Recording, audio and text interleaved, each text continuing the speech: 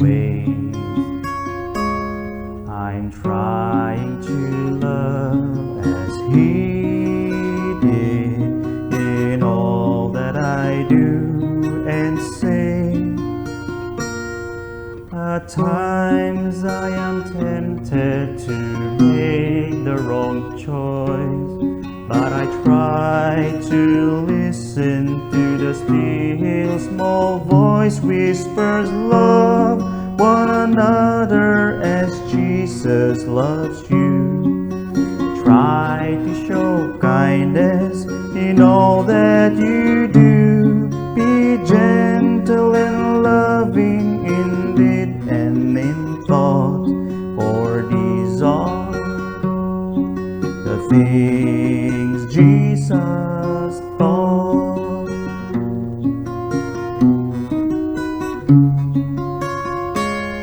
I'm trying to love my neighbor. I'm learning to serve my friends. I watch for the day of gladness when Jesus will come again. I try to remember the lessons He taught, and the Holy Spirit enters into my thoughts, saying, love one another as Jesus loves you. Try to show kindness in all that you do.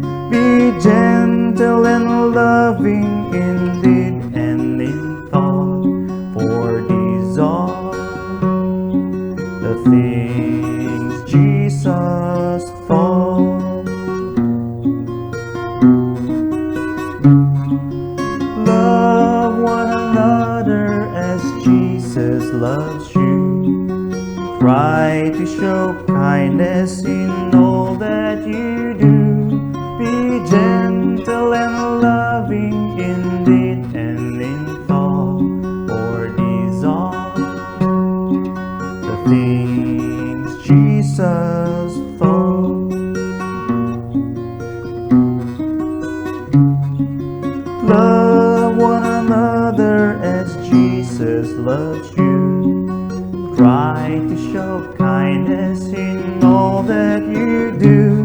Be gentle and loving in deed and in thought, for these are the things Jesus taught.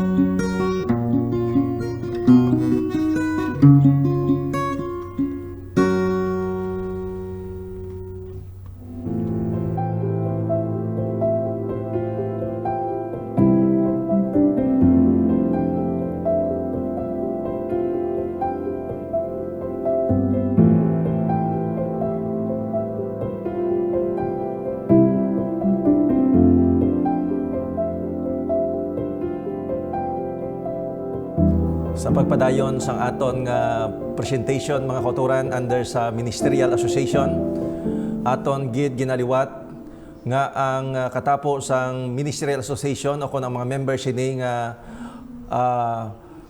association amo ang masunod tanan nga mga ministerial workers diri sa aton nga Western Conference, aton nga mga elders, deacons and deaconesses. Manotice naton mga utod nga ining mga pastors naton or ministerial workers, elders, deacons and deaconesses, amo ini sila ang mga officers aton nga church nga gina-ordained. Gina-ordained mga kauturan, nagapahangop nga ining nga mga officers ginpain para sa isa ka sagrado nga mga hilikoton sa pag-officiate sa sining nga mga bagay inside our church. So, aton na present ang mga hilikoton sa aton nga mga elders, sa aton mga tigulang sa iglesia. Manotice naton nga ang mga elders, aton mga church elders, mga kauturan, may ara duha ka mga major functions in our church. First, Ang mga tigulang sa atong ginhambal may administrative responsibilities sa sulod sa atong iglesia. Sa atong nga church, ang mga elders amo ang pinaka-head or sa atong nga conference, sila amo ang counterparts ng aton nga West Visayas Conference President. May administrative function. However, ang aton church manual nag-provide that in the absence of our ministerial workers, sa pag-render sa ministerial services sa aton nga mga kauturan, ang mga tigulang sa iglesia mag-serve as the pastor in the local congregation. Meaning, duha ka mga dalagko nga makatungdanan ang ara sa aton nga mga elders. Sa inyo dira mga kauturan nga mga tigulang. First is, ara kamo mga utod katungdanan as administrator, and ikaduha, ang inyong katungdanan within the church is kamo nag-serve as pastor or ministerial, may ministerial responsibilities kamo mga utod in the church. In addition, mga kauturan sa sininga kagubihon aton tun-an ang mga katungdanan sang aton nga mga deacons and deaconesses. To make it clear nga ang aton nga mga deacons kag ang mga deaconesses kamo sa sulod sa iglesia amo ang mag-act as ministers o kon in the absence sang aton nga mga elders. Meaning ang mga katungdanan nga hindi na masabat sang aton mga tigulang sa iglesia sa ilang pag-render sa ministerial services and duties, ang mga deacons and deaconesses, mga kauturan, also nag-serve as mga ministers in the local congregation sa pag-minister sa mga kinanglanon sang aton mga kauturan in their spiritual needs. Now, tukibon naton sa sini nga tion ang mga deacons, ulayhon ko din mga kauturan and deaconesses, mga alagad sang Dios in the house of God. Deacons, in addition, and deaconesses, servants of God or servants of the house of God. May madamo nga mga kaiglesiyahanan naton in the past nga huna-huna nga ang mga deacons and deaconesses amo ang mga responsible person agud ma-maintain ang cleanliness kag ang katahom sa aton nga church. Gahuna-una mga utod nga ang mga deacons kag ang mga deaconesses daw mga janitors kag janitress sa aton nga kaiglesiyanan. But let us consider kag tun-an tukibon naton ang balaang nga kasulatan nanungod mga utod labi na gid sa qualities, no? Ano nga mga kalidad of a deacon ang ara dira gin-mention sa balaang sulatan, in particular kung aton tukibon ang mga dinalan sa Acts chapter 6 verse 3 and 1 Timothy chapter 3 verses 8 to 12. Ang ideya, no? Ang ideya may kangtanan mga utod sa mga diakono among manotice naton that deacons should have good name in the community, both inside and outside the church. This is the qualification Paul would later give to the elders in 1 Timothy chapter 3 verse 7.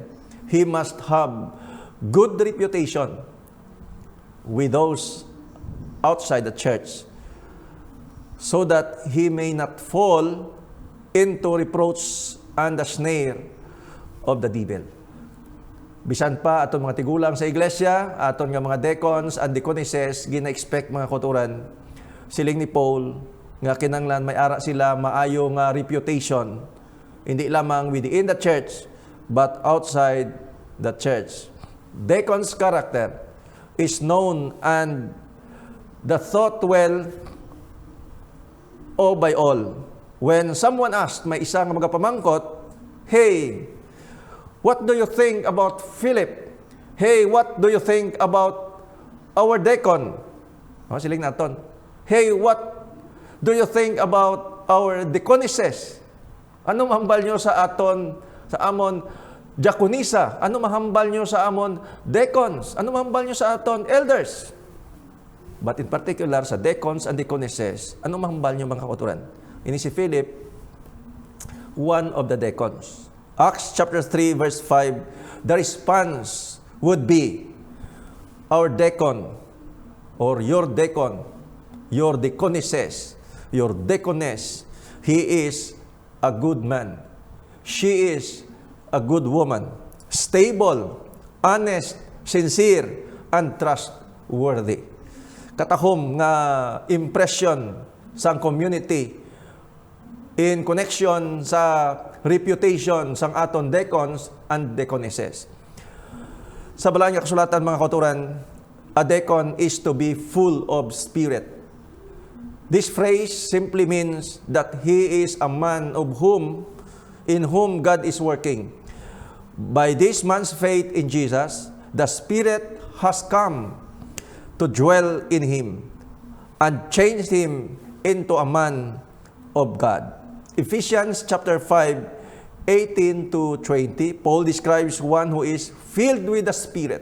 Meaning, ang aton nga mga deacons, mga kalidad sa aton nga mga deacons, mga hinugog mga mautod, dapat aton nga mga deacons, deaconesses, mga kauturan sa sulod sa iglesia nga filled with the Spirit. Puno sang Espiritu. In addition, deacon is wise, not because he is a wise man naturally, but because God filled him with wisdom. Deacons and deaconesses mangin puno sang kaalam, filled with the Spirit, full of wisdom.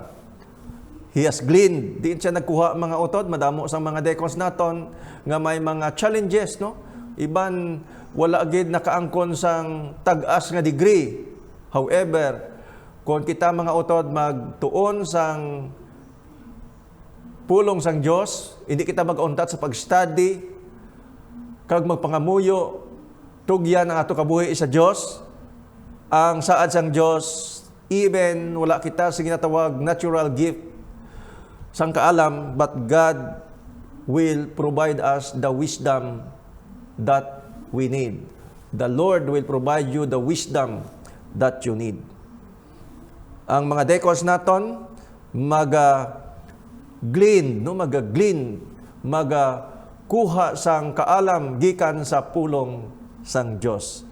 Learn na tunan nila mga utod, learn it, applied it, practice it. Meaning hindi lang naton na tunan, mga deacons, hindi nyo lang na studyuhan, but inyo gid na kilala ang kamatuoran kag inyo gin kabuhi nangin part sang lifestyle. This quality goes beyond the character of man and begins to address his ability. He is able to accomplish the assigned task, ma-accomplish mga kauturan sa aton nga mga deacons, deaconesses ang ginhatag nga mga tungdanan sa iglesia. He has the wisdom to deal with problems and will not have to come back to the apostles with the questions about everything. Isa lang ka instruction mga kauturan, iyan natunan, and the deacons and deaconesses maka-discharge sang assignment sa sulod sa iglesia successfully, and mga kauturan, mangin productive ang buluhaton. The apostles wanted deacons who would have wisdom to accomplish their assignments. This is what they meant at the end of verse 3 when they said, whom we may put in charge of this task. Sino bala ang amon iga butang sa sining dako nga katungdanan? The good news is that these seven men, Stephen, Philip, Prochorus, Nicanor, Timon, and Parmenas, Nicholas, mga utod, in the New Testament, ini sila pitog were faithful in the discharge of their responsibilities.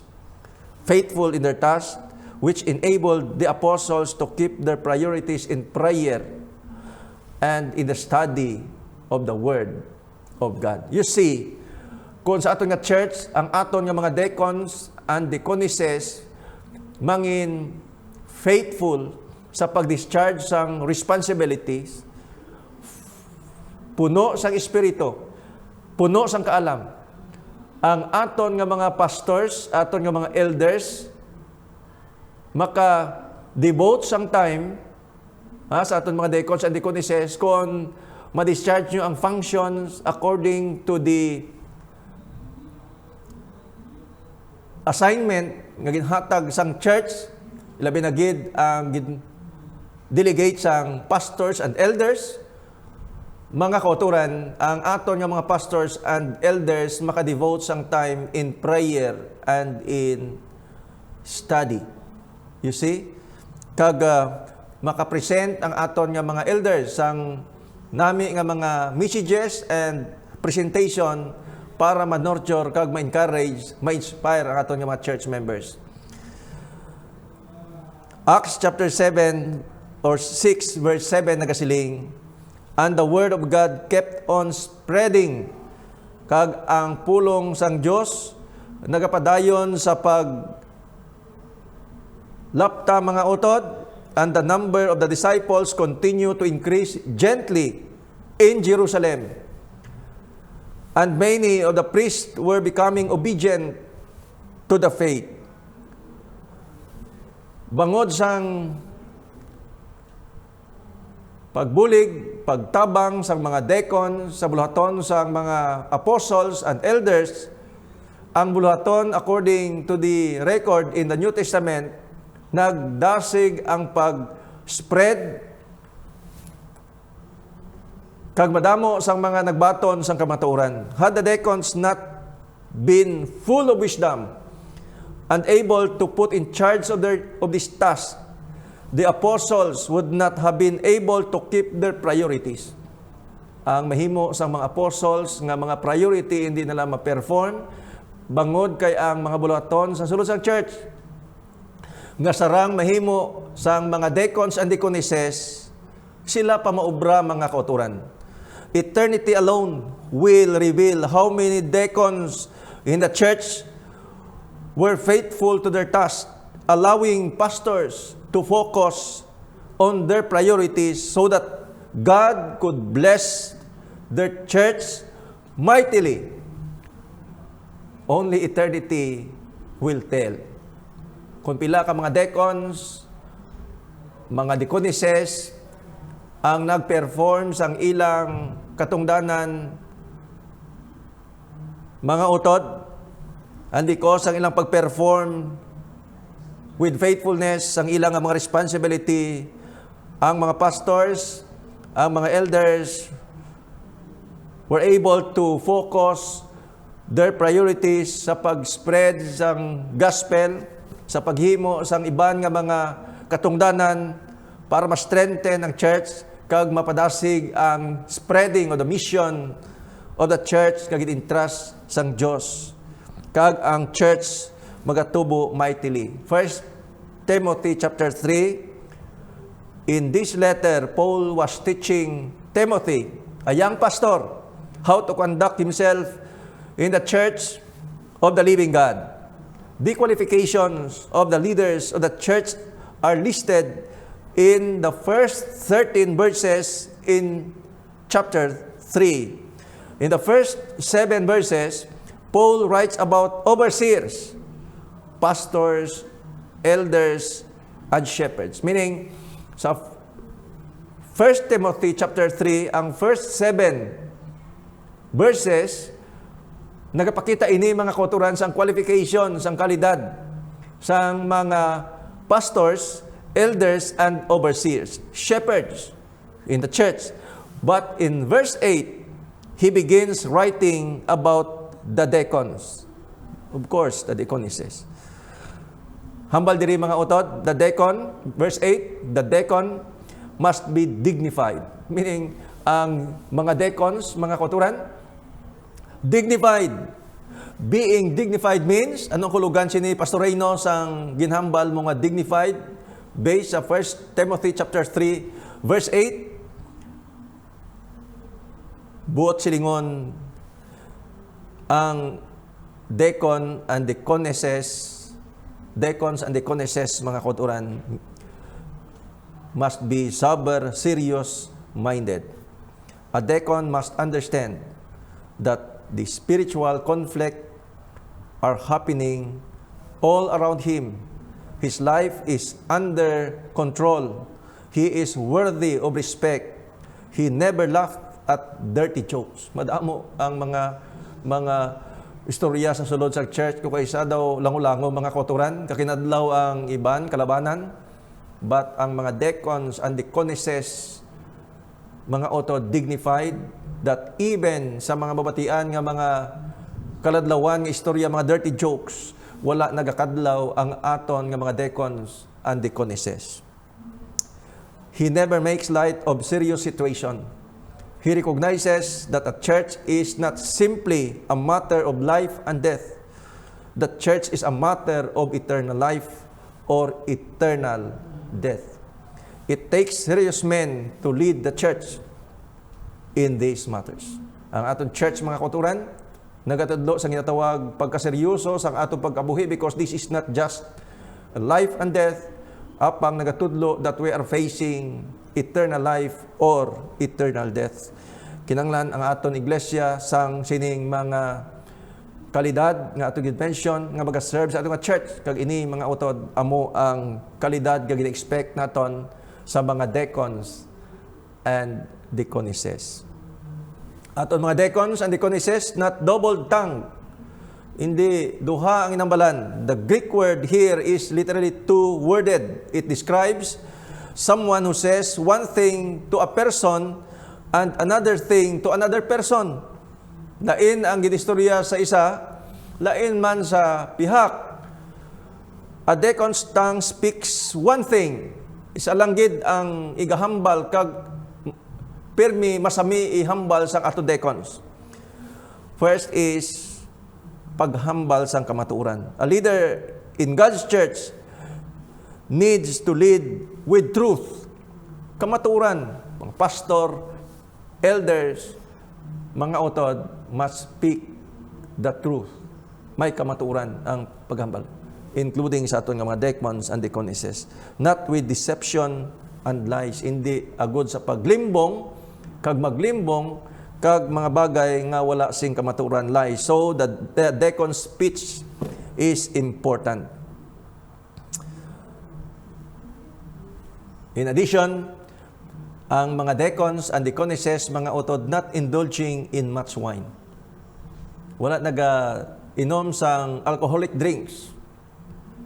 The indulging in much unfermented wine could lead to excess and eventually to fermented wine and alcohol. Kung isa unfermented, kung sobra mga kauturan, it will lead mga utod to fermented wine and alcohol. So, some may argue, well, the old wine, yes, but the new wine, but Paul, but not the new wine. Sa unang mga binong dumaan, but ang bagong mga ilimnon subong, yes, okay, but Paul is not sanctioning to drink modern wine, which is the alcoholic beverage.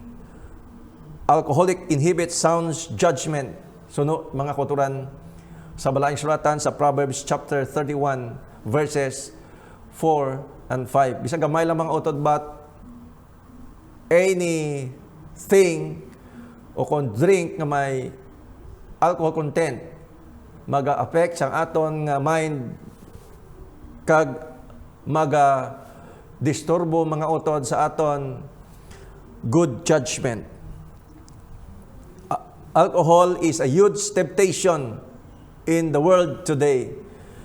Ang alcohol, mga utod, masami kag madamo sang mga tip lang subong dala sa pag-inom sa sining alcoholic drinks. But this warning applies not just to alcohol, it also applies to other addictions. Aton nga mga deacons and deaconesses, observe mga kauturan sang maayo kag isakto nga pagkaon. Drugs, the news, internet, aton nga mga hobbies, sports, mga novels, kag iban pa that will weaken our relationship with our God. Not only, mga kauturan, alcohol, but iba nga mga bagay that will weaken our relationship with God kag magapahuyang kag magapahina sang aton nga spirituality. Manotice naton sa unang part sang aton nga presentation that ang mga deacons and deaconesses, they were filled with the Spirit, full of wisdom. Deacons and deaconesses hold to the mystery of the faith with clear conscience. Holding to the mystery of the faith is a synonym of believing the gospel of Jesus Christ. Meaning, ang aton nga mga deacons and deaconesses consistent nga nagapati sa kabuhi ni Ginoong Hesus kag sa aton 28 fundamental belief system. It means understanding the mystery of Christ that has been revealed. But the key to this phrase is with a clear conscience. Meaning, ang aton nga mga deacons, deaconesses, ginambal naton kagina, filled with Spirit, full of wisdom, meaning clear ang conscience. Wala sing hesitation, wala sing duha-duha. Ang 28 Pastorino nga belief system, 28 fundamental belief system with clear conscience, amon gid ginapatian. Much more nga aton ini ginahangpan nahangop based sa kabuhi ni Ginoong Hesus, life, death, and resurrection ni Ginoong Hesus. But the key, these phrases, ginambal naton mga utod, is with a clear conscience. The conscience is a part of us that tells us when we are doing wrong. Conscience is to the soul that is pain to our body. Pain alerts our body to problems, mga utod. So may conscience kung hindi ka mga utod konforme daw nag-affect sa aton nga lawas, kaanga ini sang pain, no, sa mga sakit, that it alerts our body sa sining problem. Our conscience tells our soul that we are in danger. When we ignore pain, greater injury can develop. Hindi nato ma-ignore ang sakit. Kung i-ignore nato mga kauturan ang aton nga conscience, our soul will be in danger, is in danger. Deacon believes in the gospel and knows of nothing that will incriminate him of any wrong. His conscience is clear, mga kauturan. Acts chapter 24 verse 16, a deacon must affirm Paul, who told Felix, in view of this, I also do my best to maintain always a blameless conscience both before God and before men. Our deacons and our deaconesses must be beyond the reproach. So no, mga kauturan, sa 1 Timothy chapter 3 verse 10. This means that a deacon is blameless like Daniel when jealous leaders sought to trap Daniel in wrongdoing. Trap si Daniel with wrongdoing. They could find no ground of accusation or evidence of corruption. Inasmuch as he was faithful, mga utod, and no negligence of corruption was to be found in him. Sunod sa Daniel chapter 6 verse 4. A deacon is like Noah, a righteous and blameless, a man. Our deacon and deaconesses, mga kauturan, kaangay sa kay Job, blameless, upright, fearing God, and turn away from evil. This does not mean that a deacon is perfect. It simply means that accusation against him, mga kauturan, mangin kabuangan. He has established himself as upright. Mga deacons, mga utod, should possess these spiritual qualities. Mga utod sa atong mention, kaangay sa kay Noah, kaangay sa kay Job, perfect, blameless, wala na kagulugan ini, wala na kasala, but mga utod, hindi ma-establish ang accusation against him, meaning he has established himself as upright, honest man, against whom no accusation can be made. So mga utod, aton nga mga deacons kag mga deaconesses sa bug-os nga territory sang West Philippine Conference. Ako gid mga kauturan ginalauman that the lesson or the presentation subong kabahin ini sang aton nga program sa aton nga church officers training seminar online. Makatabang ini sa inyo mga utod, agod baka reflect sa sining mga bagay, qualities, kalidad sa isa ka deacon, kalidad sa isa ka deaconess. Agod nga ang aton nga mga deacons and deaconesses makaserve effectively and mga kauturan mangin madinalagon kag mangin malig-on ang aton church in doing the mission for 2021 this year. Liwaton ko mga utod, akon gid ginapanginbulahan ang tanan nga mga ministerial workers, mga elders, deacons and deaconesses nga katapo sang aton nga ministerial association diri sa West Philippine Conference. Diri nagtakop ang aton nga presentation halin sa aton nga mga elders, deacons and deaconesses nga mga expectation ka makatungdanan mga kauturan nga aton ginpresent sa sini nga tion. God bless mga utod sa inyong atanan dira nga naka-connect sa Hope Channel Panay and Guimaras Facebook page. Kagabay ang ini nga presentation nakabenepisyo gid sa aton nga tanan. This is my prayer. Mga utod, aton ini takpan nga pagtuon pinaagi sa isa ka pagpangamuyo. Magapangamuyo kita.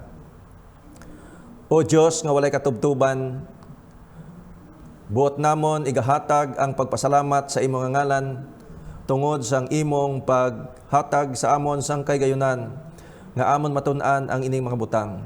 Ikaw magabless di lamang sa amon nga mga pastors sa bilog nga territory sa sining conference, but please bless all the elders of the church nga ginpili agud sa pag-serve sa sining tuig 2021. Lakip sang amon pagpanugyan para sa mga deacons and deaconesses o Diyos. Kabay mangin malig-on ang Ministerial Association sa West Philippine Conference sa pagtabang sa mga ministerial workers, elders and deacons and deaconesses kag through sa amon pag-perform sa amon mga katungdanan, O God, ang imong mga iglesiyahanan sa bug-os kasakop sa conference mangin malig-on kag labaw sa tanan mangin active in doing the mission, for we know nga ang imong pagkari madali na lang. Thank you so much, O God, for the assurance that you will answer my prayer. For I ask all this in Jesus' name I pray. Amen.